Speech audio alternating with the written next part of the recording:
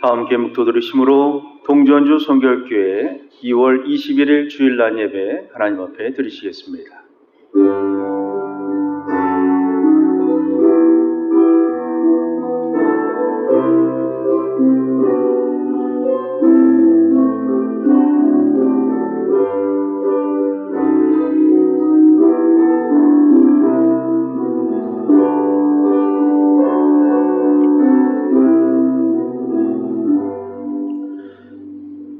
시와 찬미와 신령한 노래로 서로 화답하며 너희의 마음으로 주께 노래하며 찬송할지어다. 아멘. 함께 찬송 36장을 함께 주님께 찬양 드리시겠습니다. 36장입니다. 새 찬송 가로도 36장입니다. 36장의 찬송을 주님께 드리시겠습니다.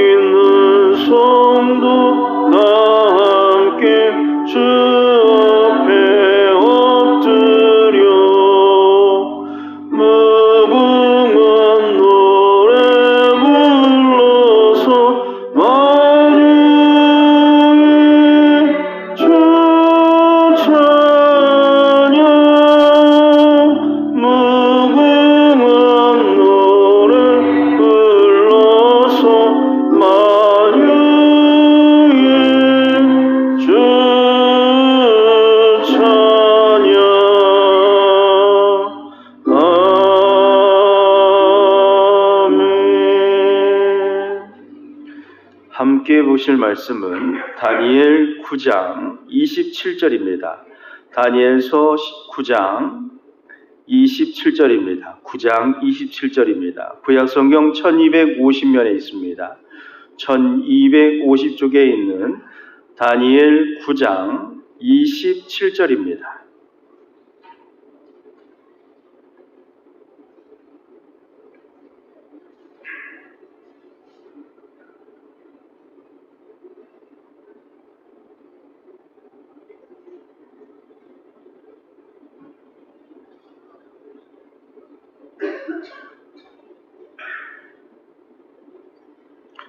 다니엘 9장 27절의 말씀을 함께 봉독하시겠습니다.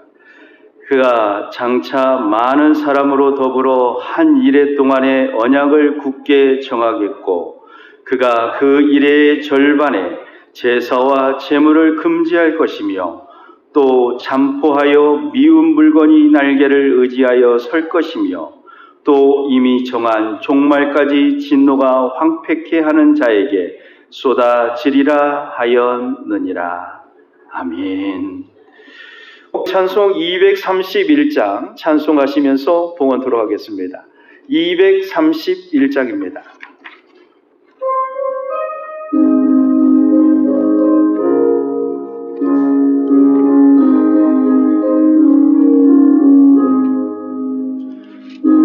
바뀐 모든 역사를 다해 마치고 밝고 밝은 그 아침을 당할 때 요단강을 건너가서 주의 손을 붙잡고 기쁨으로 주의 얼굴 배우리. 나의 주를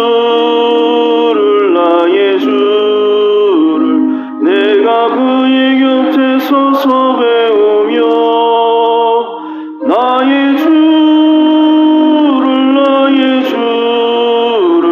손에 못자국을 보아 알겠네.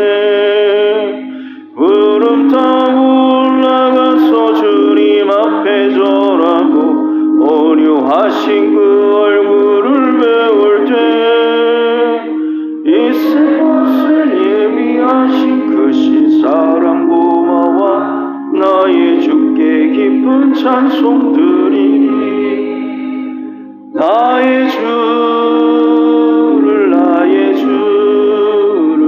내가 그의 곁에 서서 배우며 나의 주를 손에 못자국을 보아 알겠네. 이 세상을 일찍 떠난 사랑하는 성도들 내가 올 줄 고대하고 있겠네. 저희들과 한 소리로 찬송 부르기 전에 먼저 사랑하는 주를 배우리. 나의 주를 내가 그의 곁에 서서 배우며 나의 주를 손에 못자국을 보아 알겠네. 이 사랑을 연성문 들어가서 다닐 때 이룬 이꽃 황금길을 다니며 금고문고 맞추어서 새 노래를 부를 때 세상 고생 모두 잊어버리리. 나의 주를 내가 그의 곁에 서서 배우며 나의 주를 손에 못자국을 보아 알겠네. 아멘. 기도드리시겠습니다. 하나님, 사순절 첫 번째 주일을 주님 앞에 나와 예배케 하심을 감사드립니다. 하나님께서는 우리의 죄를 사하시기 위하여 독생자 예수 그리스도를 보내시고 보혈을 흘리셨고 십자가를 지게 하셨습니다. 그러한 예수님 짤인 저희들이 주님 뜻대로 살기로 언약하고서도 세상의 재물과 욕심에 이끌려 살아왔음을 고백하오니 주님 용서하여 주시옵소서. 서로 사랑하라 하였건만 서로 사랑하지 못하고 남을 시기 질투하기도 했고 이기주의적인 그런 탐심에 사로잡혀 살아왔던 저희들의 과거를 고백하오니 이 모든 죄를 이 시간 주님 앞에 엎드려 기도하오니 용서하여 주시옵소서. 회개하며 돌이켜 세상에서 주님 뜻대로 살아 빛과 소금의 역할을 감당하는 저희들이 될 수 있도록 주님 붙잡아 주시옵소서. 능력의 하나님, 주님의 뜻이 있어 이곳에 교회를 세우시고 우리를 선별하여 모이게 하여 주셨습니다. 우리들 동전주 성결교회를 위해 충성을 다하게 하여 주시옵고 우리에게 전도의 능력을 주시어서 주님의 말씀을 가지고 믿지 않는 자들에게 전하여 많은 불신자들이 이 교회에서 주님을 영접하고 구원받게 하여 주시옵소서. 하나님, 우리나라에 어려운 일이 참 많이 있습니다. 그 문제들이 하나님의 뜻 가운데서 진행되게 하여 주시고 온 국민이 주님을 경외하며 주님의 자녀가 되는 기회가 되게 하여 주시옵소서. 저 북녘 땅의 동포들에게도 주님께 예배드리고 기도할 수 있는 기회를 허락하여 주시옵소서. 이 아침에 우리들 주님께 몸과 마음을 다 바쳐드리는 예배가 산제사가 되게 하여 주시옵고 성도들의 건강을 또한 지켜주시기를 간절히 간구하오니 가정 문제, 자녀 문제, 직장 문제, 여러 가지 문제들이 하나님의 앞에 기도드릴 때 그 기도의 응답을 경험하는 복된 이 예배 시간 이후에 모든 삶이 될 수 있도록 주님께서 허락하여 주시옵소서. 힘들고 어려운 시간을 보내고 있는 성도들을 위로하여 주시며 특별히 필리핀을 비롯한 저희 교회에서 파송해드린 우리 선교사님들에게 주님의 한량없는 은혜가 넘치게 하여 주시옵소서.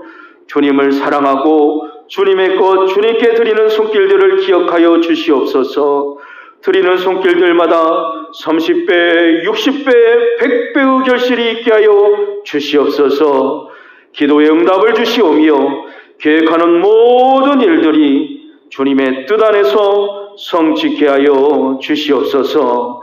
오늘 단위의 담임 목사님을, 원로 목사님을 세워주셨사오니 성령의 충만함 가운데 우리의 영안을 열어주시사 보게 하시고 듣게 하시며 주님의 뜻을 밝히 알게 하여 주시옵소서.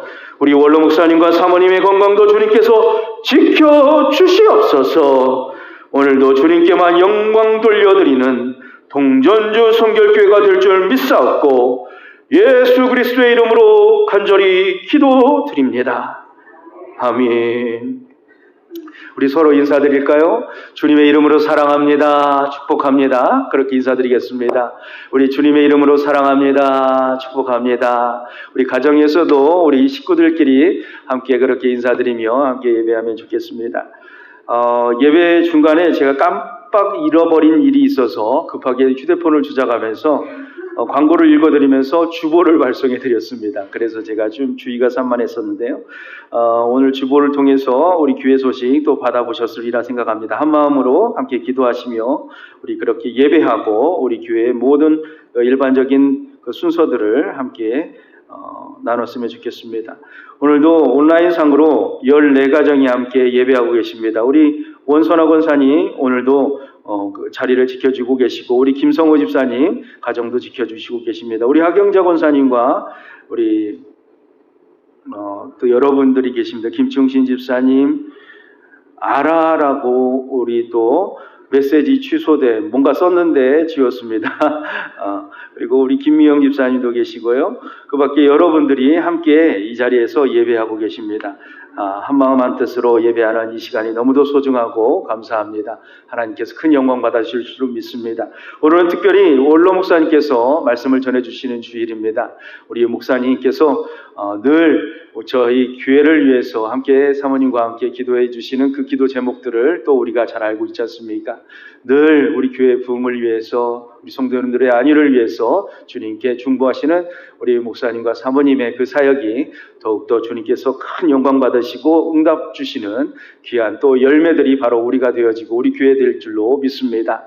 오늘도 말씀 주실 때 큰 은혜의 시간 하나님께서 주실 줄 믿습니다. 성도님들 우리가 큰 하나님께서 주실 그 은혜를 사모하면서 하나님께 영광의 박수, 우리 목사님께는 감사의 또 마음을 전하는 그리고 이렇게 등단하시는 시간 가졌으면 좋겠습니다. 우리 큰 박수 해드림으로 하나님께 영광, 우리 목사님을 환영하는 그런 시간을 갖겠습니다. 우리 하나님께 영광의 박수 올려드립니다. 감사합니다.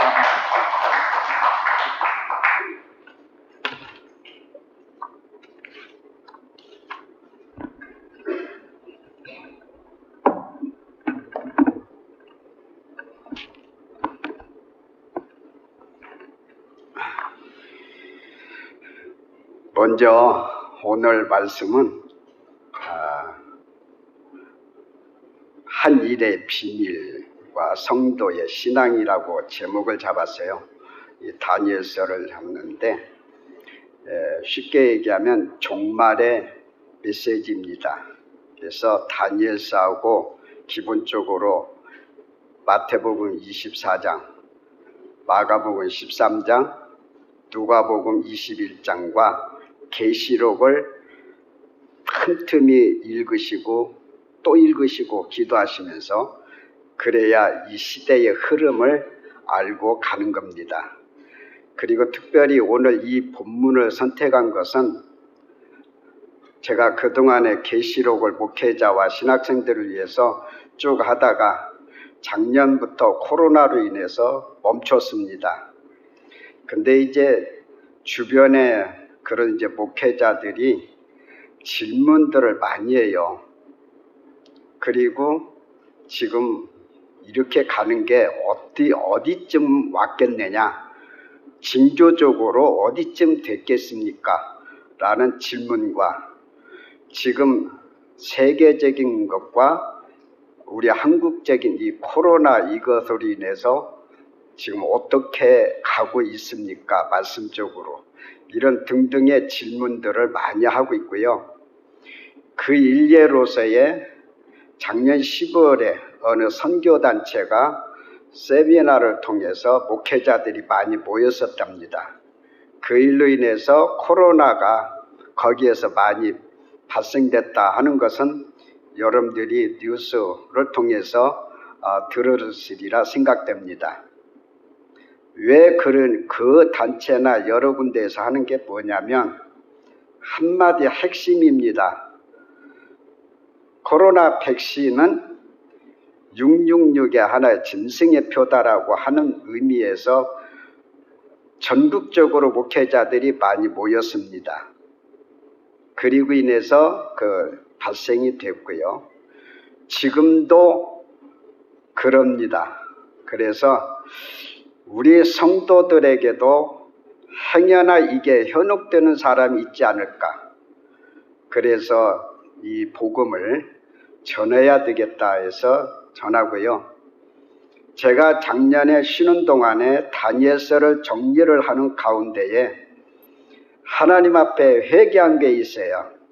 뭐냐면 전주의 목회자들한테, 신학생들한테나 중직자들한테만 종말의 복음, 영원한 복음이라고 하는 작은 책인 계시록만 증거했지 어디에 나가서 해외 나가든지 어쨌든지 주님 재림이 가까웠다, 또 징조에 대한 이야기는 한 번도 못했어요.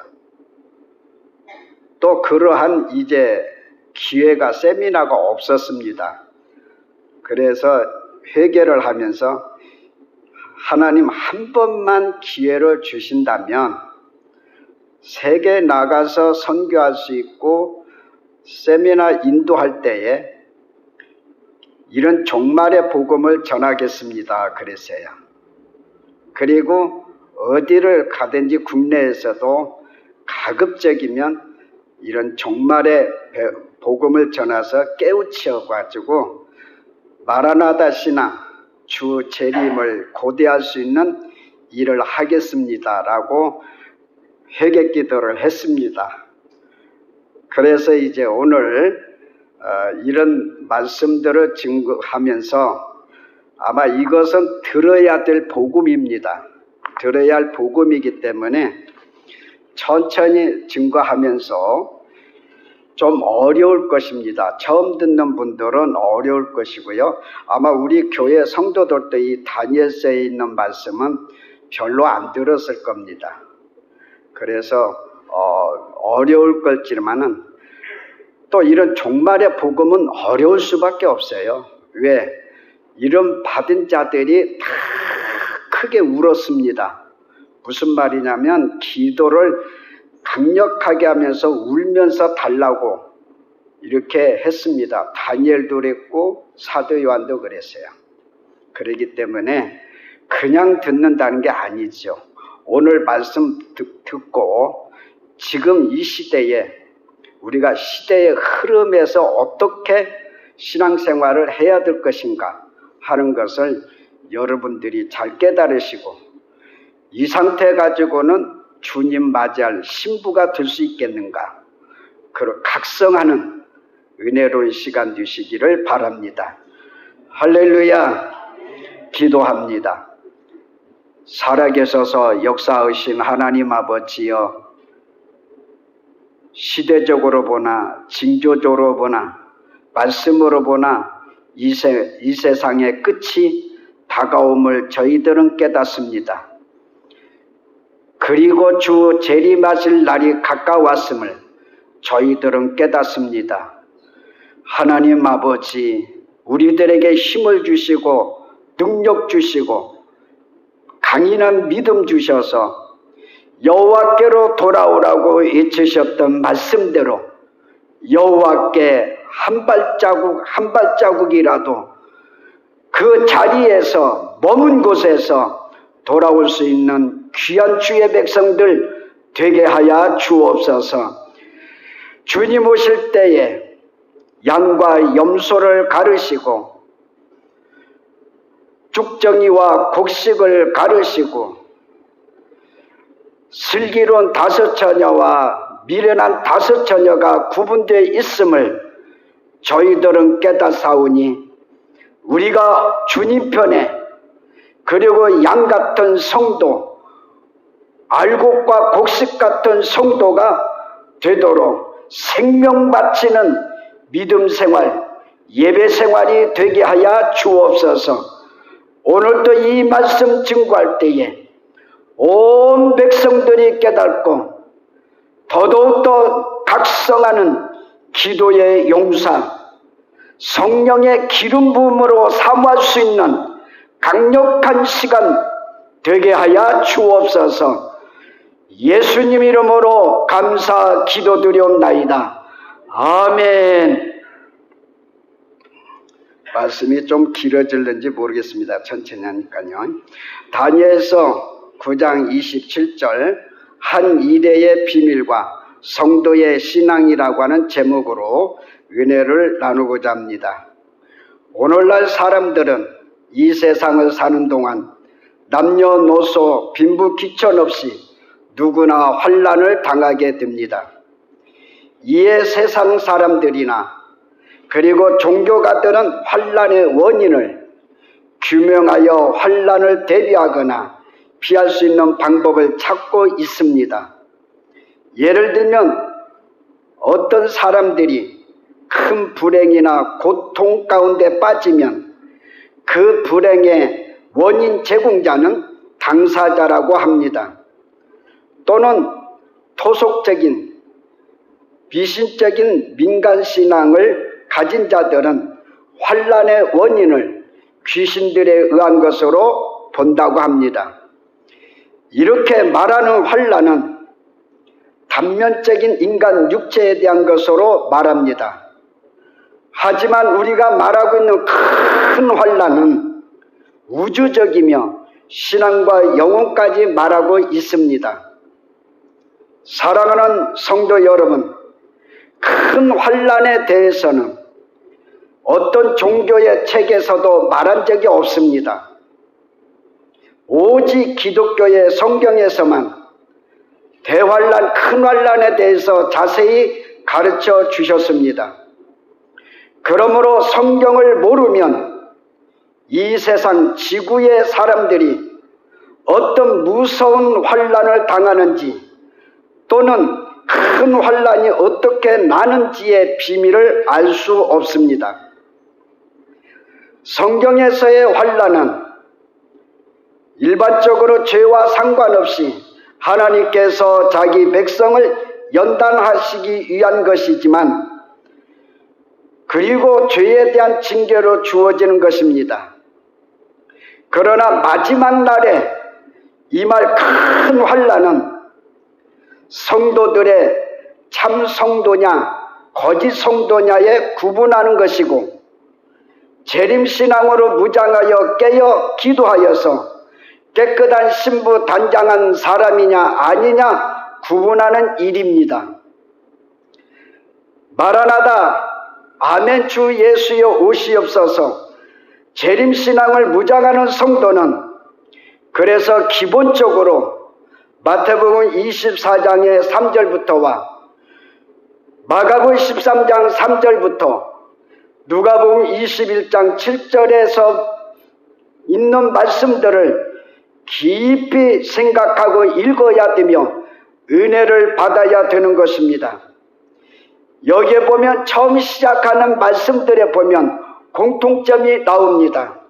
그 공통점은 제자들이 주의 임하심, 주님이 언제 재림하십니까? 그거와 무슨 징조가 있습니까? 라고 하는 첫 번째 질문들이었습니다. 그렇다면 오늘 우리들은 항상 좀 주님께 재림신앙, 마라나다 신앙을 가진 자라고 한다면 이런 제자들이 초보적인 질문을 한 것처럼 주님의 임하심은 언제쯤입니까? 그리고 주님이 임하실 때가 되면 무슨 징조가 일어납니까? 이런 질문을 해야 된다는 이야기입니다. 여러분들이 지금까지 얼마나 주님께 주님 오실 날을 기다리는 자로서의 주님 오실 때가 되면 세상에 무슨 징조가 있습니까? 어떤 징조가 있습니까? 라고 매번 물어봤습니까?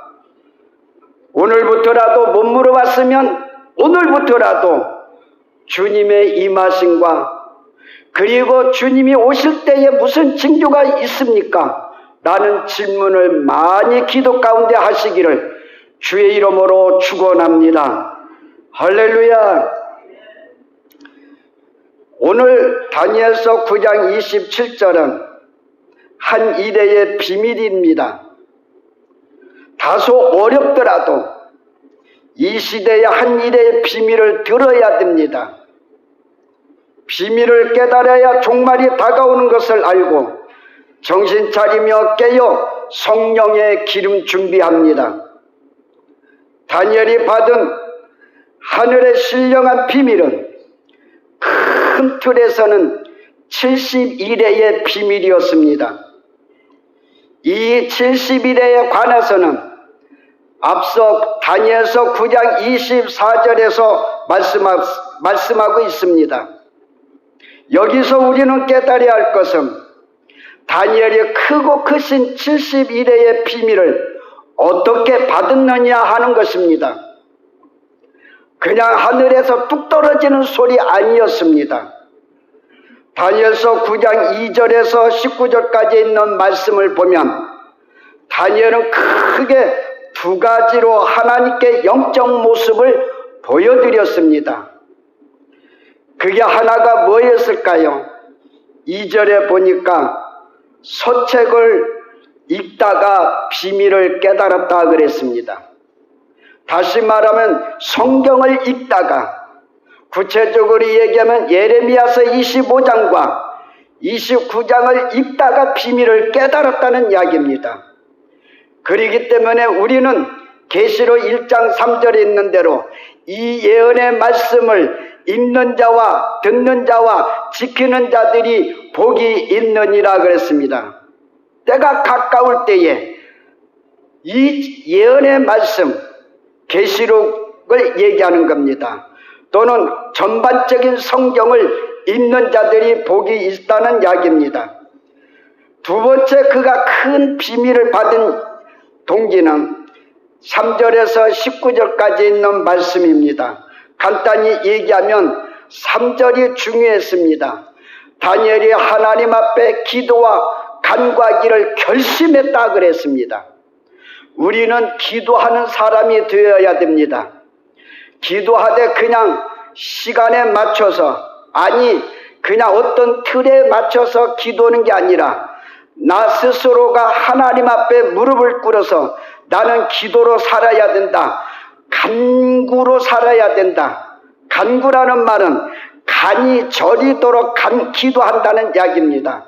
그런 기도로 살아야 되겠다고 하는 결심이 여러분들에게 일어나야 됩니다. 그리고 나서 5절에서 18절까지 있는 말씀을 보면 다니엘이 기도할 때마다 우리가 우리라는 말을 30번이나 얘기합니다. 다니엘은 개인 기도만을 한 것이 아니라 나라와 민족을 위해서와 그리고 자신까지 앞서서 우리였습니다. 이 말이 무려 30번 했습니다. 그러면 오늘 공동체로 보인 우리들 동전주 성결교회 성도 여러분, 우리입니다. 우리도 하나님 앞에 뭐라고 다니엘처럼 기도해야 할까요? 죄를 용서해 주옵소서. 말씀을 들어도 깨닫지를 못했습니다. 내 고집대로 내 방법대로 살아왔습니다라고 이런 구체적인 범죄를 자복할 때에 70일의 비밀을 가브리엘 천사를 통해서 받게 되었다는 이야기입니다. 사랑하는 성도 여러분, 그러면 다니엘서 9장에 나타난 70일의 비밀은 구체적으로 25절에서 27절까지 보면 4가지의 구분으로 돼 있습니다. 거기에 보면 7일에 플러스 60일에 플러스 한 일에 플러스 이것이 70일입니다. 거기에다가 60일의 후회라고 얘기했는데 거기에 예수님이 십자가에 못 박혀 돌아가신 그때부터 한 일회가 시작할 때가 26절 하반절에 나옵니다. 그때가 어느 시대냐? 공백기입니다. 공백기 시대요, 과로안의 시대입니다. 그래서 7일의 시대, 그 다음에 62대 시대, 그 다음에 공백기 시대, 한일의 시대, 4개로서의 구분이 될 수 있다고 하는 이야기입니다.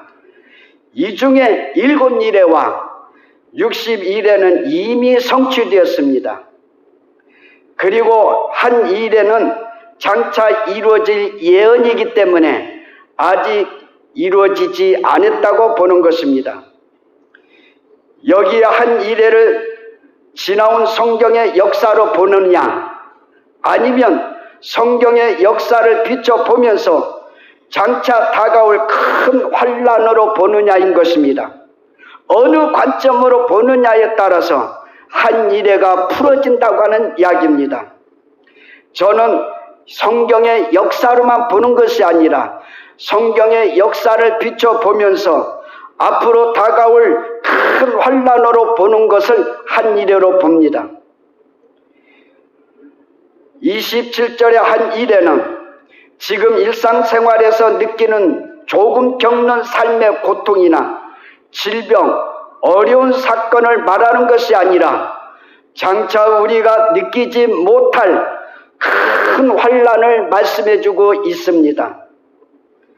그래서 성경은 큰 환란을 어떻게 표현했는지를 우리가 함께 살펴보기로 합니다.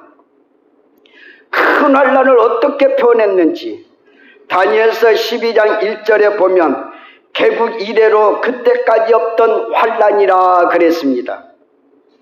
개국 이래로, 나라가 세워진 이래로 이런 환란이 없다는 이야기입니다.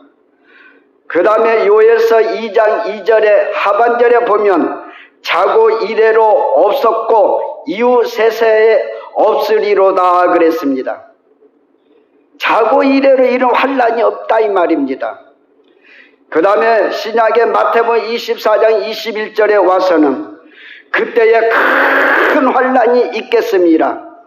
창세로부터 지금까지 이런 환란이 없었고 후에도 없으리라 주님이 가르쳐 주셨습니다. 24장을 주님이 거기에 덧붙여서 가르쳐 주신 것은 환란을 3기로 나눠줍니다.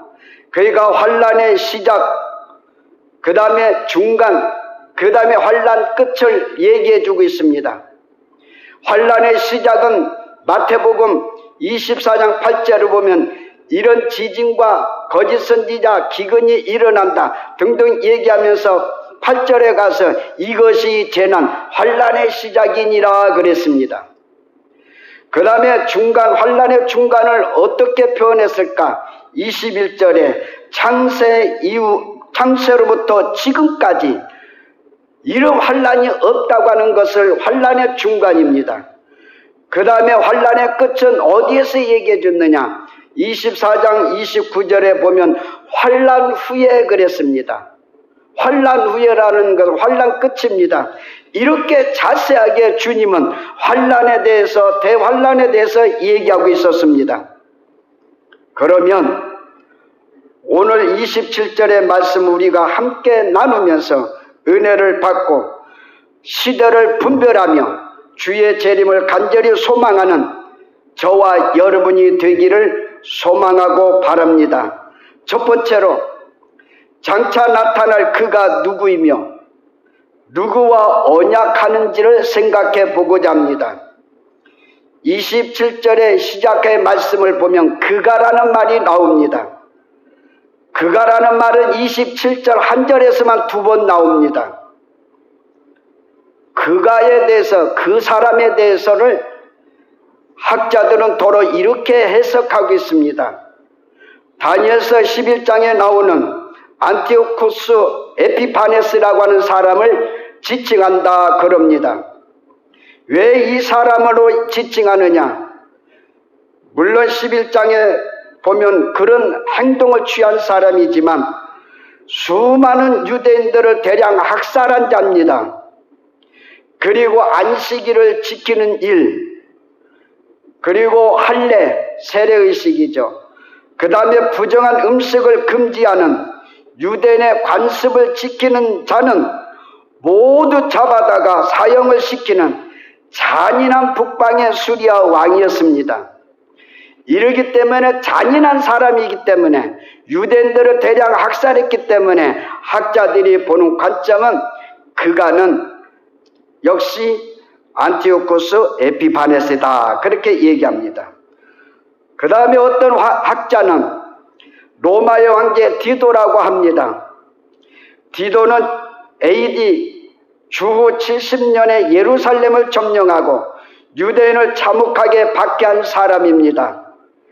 이 사람에 대해서 역사가 요세푸스가 말합니다. 디도는 예루살렘을 함락하고 성읍을 완전히 파괴하고 성소를 회파한 자이다 그럽니다. 그래서 이때의 죽은 자가 110만 명이고 포로된 자가 9,700명이고 그때 당시 이런 어려움을 당하니까 기근이 왔습니다. 기근을 당한 유대인들이 밤중에 몰래 식량을 구하러 다니다가 잡히면 십자가에 못 박혀 죽입니다. 그러기를 하루에 500명씩을 죽였다는 잔인한 사람이라는 겁니다. 그래서 이 사람을 얘기하는 학자들도 있습니다. 물론 역사의 인물을 비춰보면서 그 다음에가 중요한 게 뭐냐, 장차라는 말이 나오기 때문에 꼭 이 사람을 지칭하면 어렵다는 해석이 됩니다. 그래서 이 두 사람은 역시 적그리스도의 모형을 보여줄 뿐이지 적그리스도는 아니라는 이야기입니다. 왜냐하면 한 일에는 아직 이루어지지 않았기 때문이죠. 장차가 곁들여 있기 때문입니다. 그러면 그가는 누구를 말할까요? 27절을 자세히 보시면 말씀이 진행형으로 되어 있습니다. 과거형으로 된 게 아니라 진행형으로 되어 있습니다. 그래서 그가 장차 나타나서 안티오쿠스나 디도보다 더 잔인하고 악랄하게 박해할 자인데 그가 바로 마지막 시대 한일회가 시작하면서 등장할 적그리스도라 그렇게 보는 겁니다. 왜냐하면 적그리스도를 다니엘서 7장 7절에서 8절까지 보면 짐승으로도 표현했고 작은 뿔로도 표현했습니다. 그리고 계시록 13장 1절에 보면 바다에서 올라오는 짐승이라 그랬습니다. 그리고 데살로니가후서 2장 3절에 보면 저 불법의 사람이라고 표현했습니다. 그의 장차 행동은 다니엘서 7장 25절에서 보여주는데 거기에 이런 말씀이 기록되어 있습니다. 그가 장차 말로 지극히 높으신 자를 대적하며 거룩한 성도들을 괴롭히게 한다 그랬습니다. 성도들을 괴롭게 하고 하나님을 대적하게 하는 일이 마지막 시대에 등장해서 나타날 적그리스도입니다. 그리고 데살로니가후서 2장 4절에 보면 대적자로 나타납니다. 그래서 그가 마지막 때에 뒤에 얘기했지만 언약을 파기하고 예루살렘 성전에 앉아서 자기가 하나님이다, 그래서 자기에게 경배하도록 한다는 게 데살로니가후서 2장 4절의 말씀이었습니다. 그렇기 때문에 분명히 그가는 장차 이루어질 인물이기 때문에 적그리스도로 볼 수밖에 없다는 이야기입니다. 이 자가 누구와 언약하느냐? 오늘 말씀에 보면 많은 사람과 언약을 하게 된다 그랬습니다. 여기에서 많은 사람은 누구일까요? 직역을 하면 이스라엘 민족입니다. 그리고 영적으로 얘기하면 거룩한 성도들입니다. 이게 많은 사람입니다. 그 이유는 가브리엘 천사가 24절에서 다니엘의 백성과 거룩한 성을 위하여 70일을 말해준 것이기 때문에 바로 많은 사람은 이스라엘 민족 거룩한 성도이라는 것입니다. 그러기에 우리는 이런 것을 생각하면서 마지막에 적그리스도는 세계를 통치할 인물로서 등장하게 되는데 그 사람들과 먼저 행하는 적그리스도의 일은 저 이스라엘과 조약을 맺는다는 이야기입니다. 이 적그리스도는 마지막 시대에 세계적인 정치, 경제, 문화, 종교를 한 손에 쥐고 등장할 인물, 통치자로 나옵니다. 그걸 우리가 주시를 잘하면서 마지막 성도들, 세상의 성도들과 함께 이렇게 조약을 맺어야 좋다라고 얘기한다 할지라도 이런 이야기가 나올 때가 되면 한 이래가 시작되는 것임을 깨달아야 되고, 그래서 주님 앞에 바로 설 수 있도록 성령의 기름 부음 충만함에 있어 기도로 무릎 꿇는 시기가 되시기를 바랍니다. 그럼 두 번째로는, 그러면 이 적그리스도는 많은 사람들과 어떤 행동을 취하는가 대해서 생각해 봅니다. 거기에 하나는 한 일 동안의 언약을 굳게 정한다 그랬습니다. 이 적그리스도 그가 장차 나타나서 이스라엘 백성들과 거룩한 성도들에게 한 일회 동안의 언약, 조약을 맺게 된다고 하는 이야기입니다. 성경에 창세기 29장 27절, 민수기 14장 34절, 에스겔서 4장 6절에서 보면 하루를 1년으로 말씀하고 있습니다. 그렇다면 한 일에 하나, 쉽게 얘기하면 하나 곱하기 1에 7이죠. 그래도 7입니다. 그러면 1이라는 것은 7을 말하기 때문에 1년으로 계산하면 7년이라고 하는 세월입니다. 한 일에, 즉 7년 동안의 언약은 반드시 그가 말한 적그리스도가 나타나야 됩니다.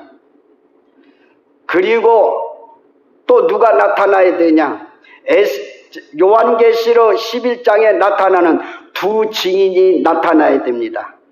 이 두 증인은 생명 내걸고 회개복음을 전하는 자입니다. 마지막 때 두 사람만이라도 나타나면 한 일에 대환란, 7년 대환란이 시작되는 줄로 알으시라는 이야기입니다. 7년의 언약에 대해서는 다니엘서 11장 30절에 보면 거룩한 언약이라 그랬습니다. 무슨 언약이요? 거룩한 언약이라 그럽니다. 한 일에, 즉 7년 동안의 언약은 반드시 적그리스도가 나타나면 시작되는 것인데, 지금 사람들은 몇십 년 전부터 666표가 진행되고 있다라고 얘기합니다. 여기에 앞서 얘기했지만 백신도 역시 666의 하나다라고 해서 거절하고 부인하고 있습니다. 여러분, 몇십 년 전에 바코드라고 하는 것이 짐승의 표 666이라고 떠들어댔습니다. 그러다가 얼마 전에 몇 년 전부터는 시가지에 프랭카드를 들거나 팻말을 들고 뭐라고 했습니까? 베리칩이 666이라고 했습니다.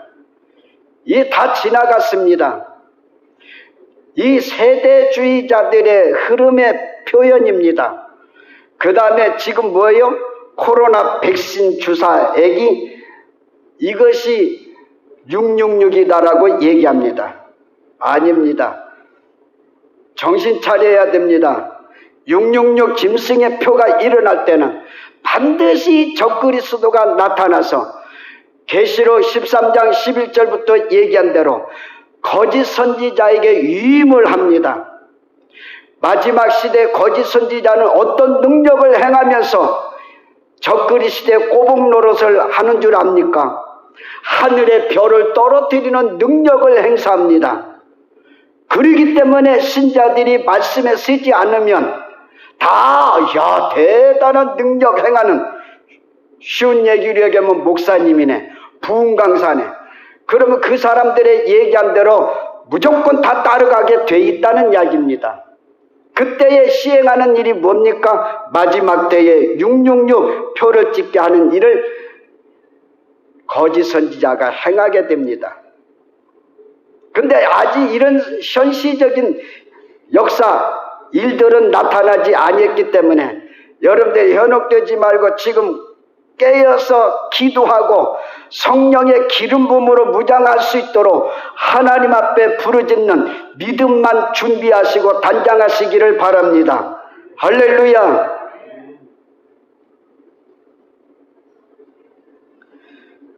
적그리스도는 세계적인 통격으로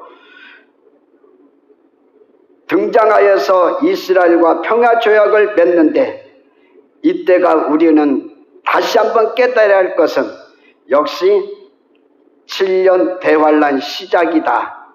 그때가 시작이다 이거예요. 그러나 적그리스도가 언제 나타나는 날짜는 알 수가 없습니다. 징조를 보아야 됩니다. 날짜는 없습니다. 주님도 말씀하셨잖아요. 주님의 재림의 날짜도 알 수 없다라고 마태복음 24장 36절에 얘기했습니다. 적그리스도가 언제 나타난다 날짜 얘기하는 건 가짜요. 예수님이 언제 몇 월 며칠에 재림하신다 하는 것도 가짜인 것입니다. 현혹 안 되시기 바랍니다. 믿습니까? 하지만 성경에서 보여준 시대 징조를 보면 주님 오실 때나 또는 적그리스도가 나타날 때를 어렴풋이나마 알 수 있다는 이야기예요. 시대를 분별하며 알아야 지혜로운 성도요 성령으로 무장한 주님의 신부가 되는 겁니다. 그래서 그가 적그리스도는 첫 번째 하는 행동은 한 이래 동안 이스라엘과 성도들 언약을 굳게 평화조약을 맺는다 그 말입니다. 두 번째 행동은 어떤 행동일까요? 그 말씀을 보면 한 이래의 절반에 잘 보셔야 됩니다. 한 이래의 절반에 제사와 예물을 금지한다 그랬습니다. 한 이래는 7년 대환란을 의미하는데 적그리스도가 한 이래 동안 조약을 맺었다가 절반, 이 말은 중간입니다. 딱 중간에 언약을 파괴시킵니다. 그리고 그때의 본색을 드러내고 성전에 앉아 제사와 예물을 하나님께 드리지 못하게 한다 그 말입니다. 제사라는 말은 우리가 잘 아는 바와 같이 역시 예배의식입니다. 하나님이 받으시고 좋아하시는 걸 마지막에 사탄의 영에 끌려서 진행하는 적그리스도가 이걸 제일로 첫 번째 우선 타겟으로 삼는다는 이야기예요. 그 다음에 예물을 드리지 못하게 한다. 이 말은 구약시대에 짐승들, 동물들을 잡아서, 가축을 잡아서 드리는 이 예물인데, 구약시대에는 각자의 가정 형편에 따라서 어떤 사람은 잘 살으면 소를 잡아서, 그 다음에 어떤 사람은 양을 잡아서, 비둘기를 잡아서, 그것도 못하는 형편이 드는 가난한 사람은 가루라도 드렸다는 이야기입니다. 이것은 오늘로 얘기하면 하나님 앞에 감사해서 드려지는 예물이라는 이야기입니다. 그래서 마지막에 두 가지의 목표를 놓고 활개를 칠 자는 적그리스도인데 예배 못 드리게 합니다. 그 다음에 예물을 못 드리게 해요. 감사 예물이든지 또는 이제 무슨 예물들이 많이 있잖아요.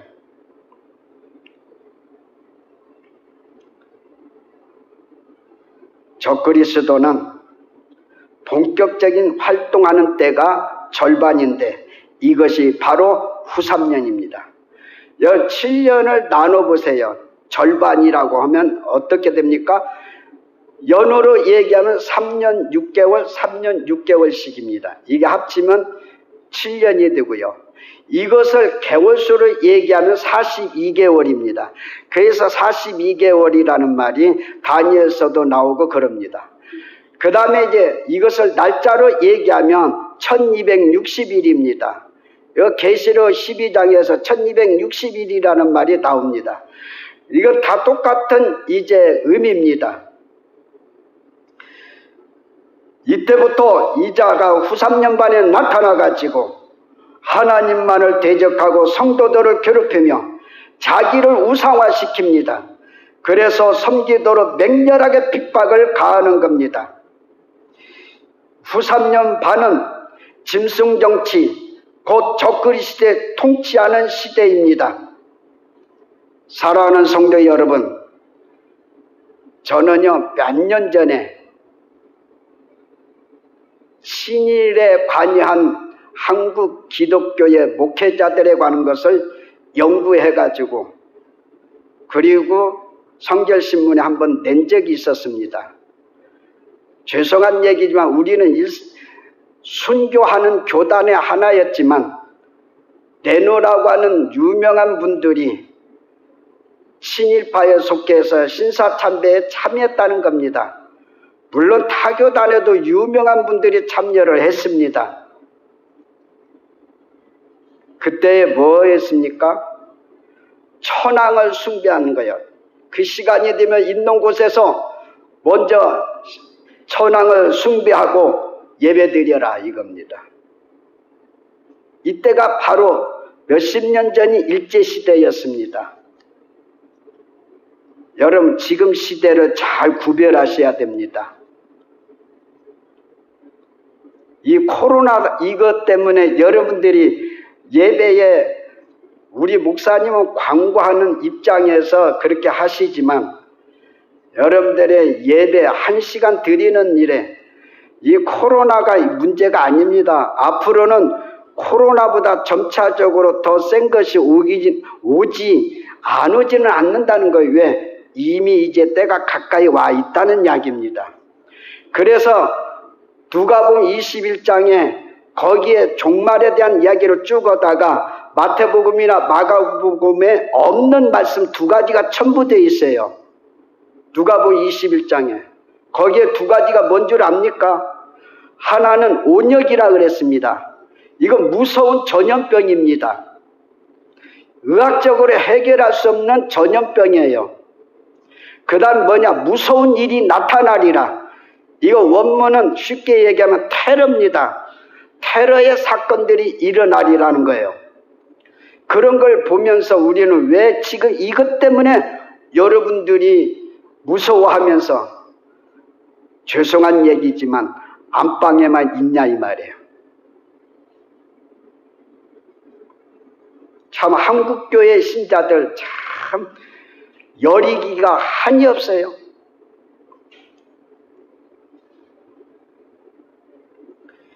이런 때를 우리가 만날 때일수록 이런 환난을 만날는지는 알 수 없지만 그 환란이 오기 전에 하나님 앞에 가면 행복한 거예요. 이런 환란이 오기 전에 주님 앞에 가면 더 좋습니다. 근데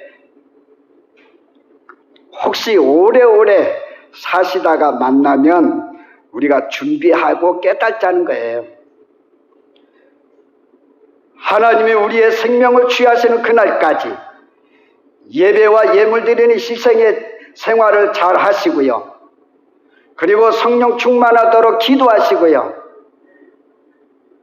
부끄러움이 없이 주님 앞에 서도록 신부단장하시기를 바랍니다. 세 번째, 어떤 행동을 취할까요?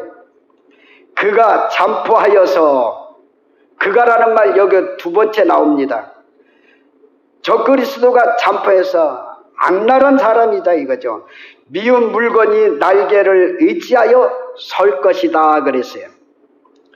미운 물건은 마태복음 24장 15절에 있는 말씀, 멸망에 가증한 것이나와 흡사한 것입니다.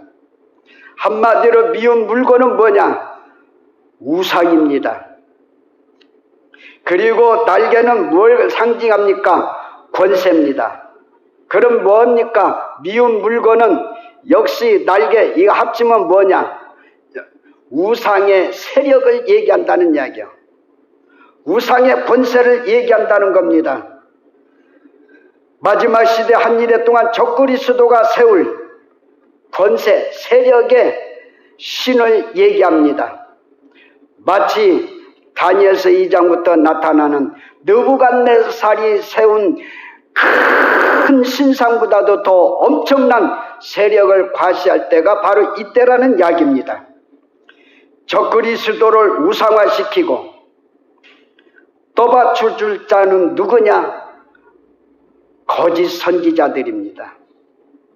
마지막 때는 교회가 딱 두 가지로, 목회자도 딱 두 가지로, 성도도 딱 두 가지로 갈라집니다. 교회는 계시록 12장에 나타나는 해를 입은 여자와 같다 이랬으니 신령한 교회가 돼 있고요. 그 다음에 17장 18장에 나오는 것은 역시 음녀가 등장이 됩니다. 타락한 여자, 바람난 여자와 같다. 그래서 계시록의 여자는 교회를 상징하고 있습니다. 마지막 시대는 타락한 교회, 세속화적인 교회로 나눠진다는 이야기예요. 그러면 신자들도 마찬가지입니다. 역시 이제 믿음을 지키고 그리스도의 십자가, 예수 중심에 서 있는 성령의 신령한 성도가 있는가 하면 그렇지 못하고 그럭저럭 살아가는 역시 타락하고 세속적인 신앙을 소유한 그런 신자로 나눠진다는 이야기입니다. 목회자도 마찬가지예요.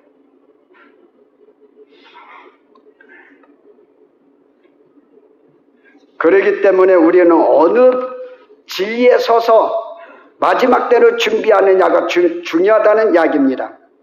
이렇게 천하를 호령하고 살았던 적그리스도도 오늘 본문의 중간에 보면 종말이 있음을 보여줍니다. 거기에 보면 하나님의 진노가 황폐케 하는 자, 황폐케 하는 자가 누구입니까? 적그리스도였습니다. 이에게 쏟아지리라 그랬습니다. 이 일은 후 3년 반 끝에 전멸되는 겁니다. 적그리스도를 통한, 적그리스도를 따르는 거짓 선지자, 그 다음에 이제 거기에 함께 따랐던 왕들, 그리고 모든 백성들, 따랐던 사람들입니다. 그 자들을 계시록 19장 20절에 보면 산채로 잡아다가 어디에다 집어넣는다? 유황불에다 집어넣는다 그랬습니다. 유황불은 어디입니까? 지옥이잖아요. 그들이 쨍하고 해뜰날처럼 후 3년 반에 종횡무진으로 활동했지만 마지막을 만날 때가 있다고 했으니 계시록 19장 20절 유황불에 산채로 잡아다가 집어넣는다 그랬습니다. 그러니 이걸 바라보면서 진리를 깨닫고 있는 우리 성도들이요, 희망을 가지고 소망을 가지고 조금만 참으면 되는 겁니다. 계시록 16장 1절부터 보면 마지막에 심판의 종류가 7대접 심판이 나옵니다. 6장부터는 7인의 심판이 있지만 8장에서 9장까지 보면은 7나팔의 심판이 있고요. 그 다음에 16장에 가서는 7대접이 심판이 있는데 7대접이 쏟아질 때에 세상의 끝이라는 이야기예요. 그 마지막에 7대접 끝날 때 무슨 현상이 일어나느냐? 아마겟돈 전쟁이 마지막 전쟁으로 일어나는 거예요. 이 지상에. 이걸로 일어날 때가 되면 세상은 와그름 무너지는 때라는 이야기입니다. 그러므로 사랑하는 성도 여러분, 우리의 신앙은 잠시 힘들고 고통스러울지라도 나를 위하여 돌아가시고 피 흘려주신 주님의 십자가 붙잡으시기 바랍니다. 얼마나 주님이 나를 위해서 죄를 위해서 대신 십자가에 못 박을 때 아프셨을까? 그리고 이마에서부터 발끝까지 피가 주룩주룩 흘렸을 때 얼마나 고통스러웠을까? 나는 거기에 100분의 1도 하지 못하지 않냐? 하지만 중요한 것은 주님의 그 십자가 내가 붙잡아야 되겠다. 그러면서 인내하며 하늘의 소망을 가지고 살면 반드시 승리에 찬양할 때가 옵니다. 그때까지만이라도 조금만 참고 주님 오실 날만 고대하며 살으시기를 주의 이름으로 축원합니다. 마지막 결론입니다. 꽃보다 아름다운 우리 동전주 성결교회의 성도 여러분, 오늘 우리는 다니엘서 9장 27절에서 마지막 시대의 비밀인 한일에 대한 말씀을 듣고 깨달았습니다.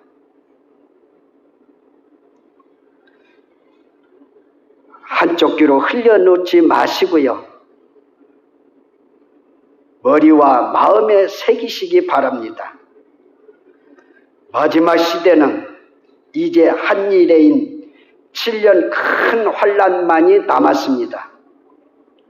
이런 큰 환란이 오기 전, 그리고 세상을 우리가 떠나기 전 영적 생활인 예배와 예물을 하나님께 내가 죽는 것처럼 희생의 제물로 드려지는 신앙이 살아나게 해야 합니다. 왜냐하면 우리의 목숨과 세상은 영원히 존재하지 않습니다. 성경에서 인생을 어떻게 표현한 줄 압니까? 안개로 표현했다라고 야고보서 4장 14절에 얘기했어요. 인생은 안개와 같다 이거예요. 잠시 보이다가 없어진다 이거예요. 그 다음 뭘로 표현했습니까? 이슬로 표현했습니다.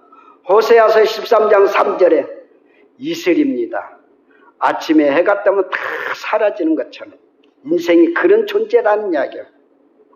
그 다음에 구름과 같다라고 했으니 유다서 1장 12절에 얘기했고요. 인생은 풀과 같다라고 시편 90편 5절이나 베드로전서 1장 24절에 얘기했습니다. 이게 인생이라는 이야기예요. 천년이고 만년이고 사는 줄 압니까?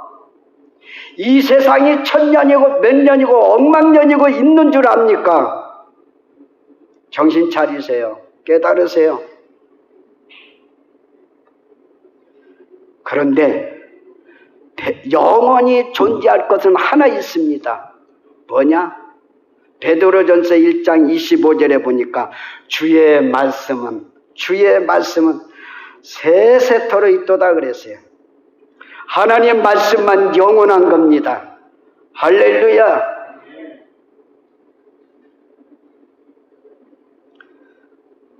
믿음에 우리는 살아있는 동안 7년 대환란을 만날는지 안 만날는지는 알 수 없지만 지금의 영적 생활이 중요한 겁니다. 신앙생활의 노른자가 무엇인 줄 압니까? 하나님께 드리는 예배가 노른자입니다. 예배가 시들고 병들고 죽으면 모든 영적 신앙이 병들고 시들고 죽습니다. 찬송도 시들고 병들고요.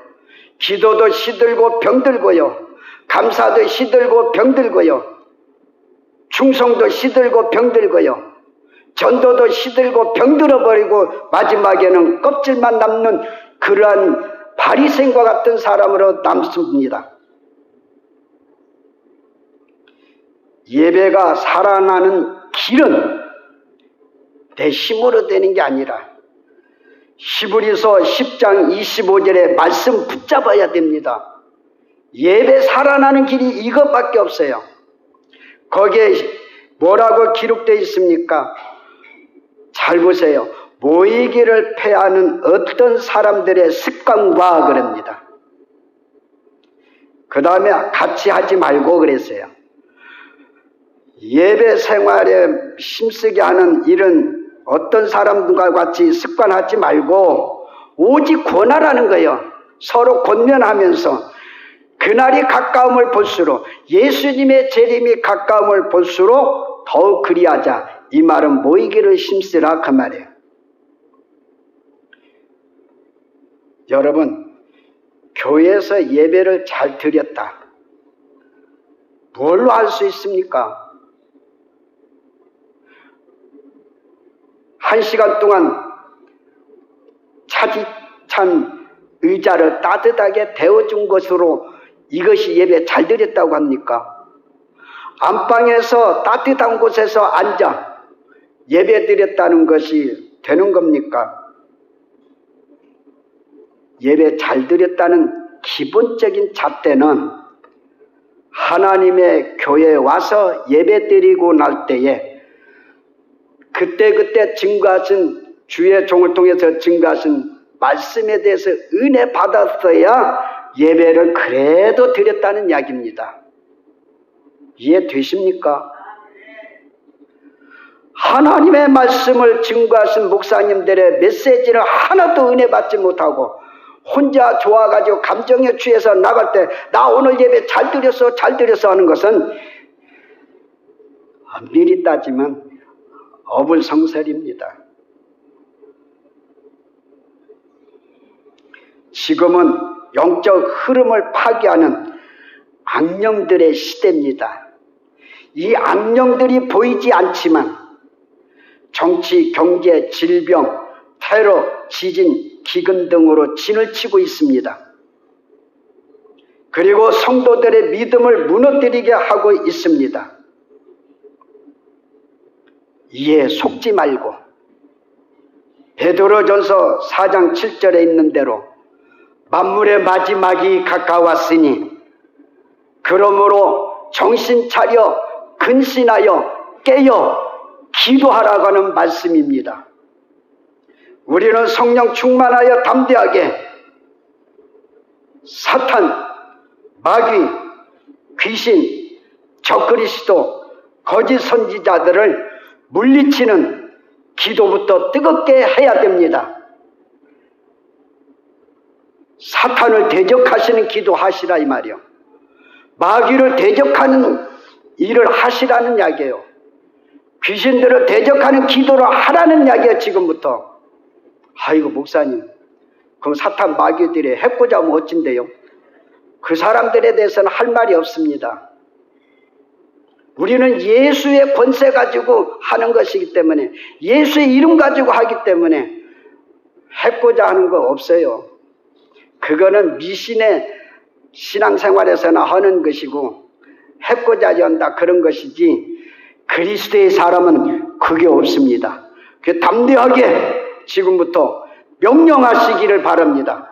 사탄아, 마귀야, 예수의 이름으로 물러가라고 명령하시기를 바랍니다. 그래야 주의 성도로 승리자가 되고 주의 재림을 기다리고 무장하는 주님의 신부가 됩니다. 태워당하면 될 수 없어요. 그러므로 주님 오실 때까지 주의 말씀으로 하늘나라 유업을 받을 자는 계시록 21장 7절에 있는 대로, 계시록 21장 7절에 있는 대로 이기는 자가 되어야 됩니다. 이기는 자, 말씀으로, 주님의 이름으로 죄악을 이기고 자신을 이기고 사탄을 이기고 세상을 이기는 자가 되시기를 주의 이름으로 축원합니다. 기도합니다. 은혜로우신 하나님 감사해요. 여러분들의 손을 가슴에 대세요. 이 시간 우리 하나님 앞에 손을 가슴에 대고 기도합니다. 요엘 선지자를 통해서 여호와께 돌아오라 돌아오라 돌아오라고 수십 번 얘기하셨는데 울며 가슴을 치며 애통하며 돌아오라고 했는데 아직 우리는 그 자리에 머물러 있습니다. 오늘 우리는 말씀을 받았습니다. 주님 오실 때가 가까이 됨을 더 깨닫고 이단 사설에 현혹되지 말고 엉뚱한 소리에 현혹되지 말고 십자가 붙들고 말씀에 굳게 서서 영적으로 이기는 자가 되어져 주님이 어느 때 오실는지 알 수 없지만 오실 때에 부끄러움이 없이 설 수 있는 아름다운 주의 성도 되게 하여 주옵소서. 우리 동전주 성결교회에 속해 있는 모든 성도들이나 한국 강산에 있는 모든 성도들 정신 차려 깨어 근신하여 주님 앞에 바로 서는 지혜로운 자 또는 이제 성령 무장한 자들이 되어져서 주님이 이리로 올라오라 할 때에 아멘 할렐루야 부르며 주님 만나 올라가는 성도들 되게 하여 주시옵소서. 예수님 이름으로 기도합니다. 아멘.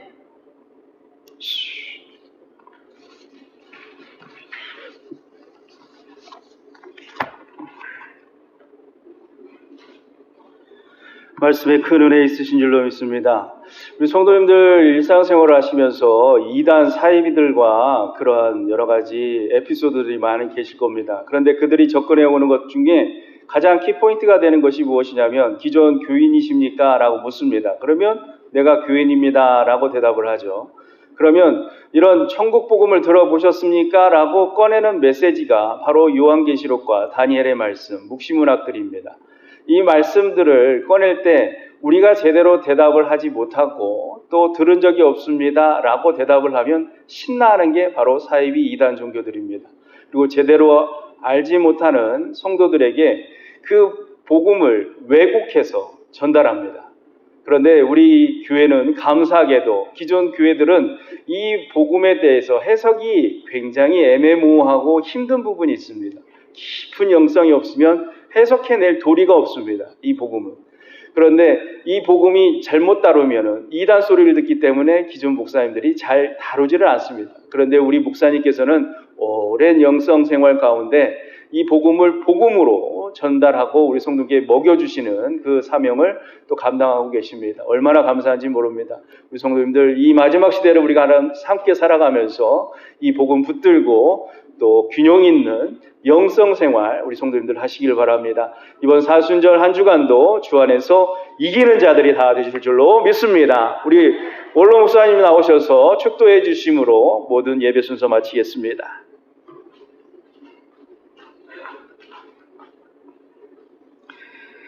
이제는 다시 오실 예수 그리스도의 은혜와 독생자 예수 그리스도를 우리를 위하여 한량없이 남김없이 보내주시고 희생시키며 죄사함받고 구원을 얻게 하신 하나님의 넓으신 사랑하심과 주님 오시는 그날까지 성령의 감동, 감화, 교통, 충만함이 한 일의 비밀과 성도의 신앙이라고 하는 말씀을 듣고 가슴에 새기며 나아가며 성도들과 그리고 가정에서 드려지는 모든 성도들, 직장과 하는 사업장 위에 더 나아가 이 나라 이 민족과 전 세계 민족 위에까지 영원토록 함께 하시기를 주의 이름으로 축원하옵나이다. 아멘.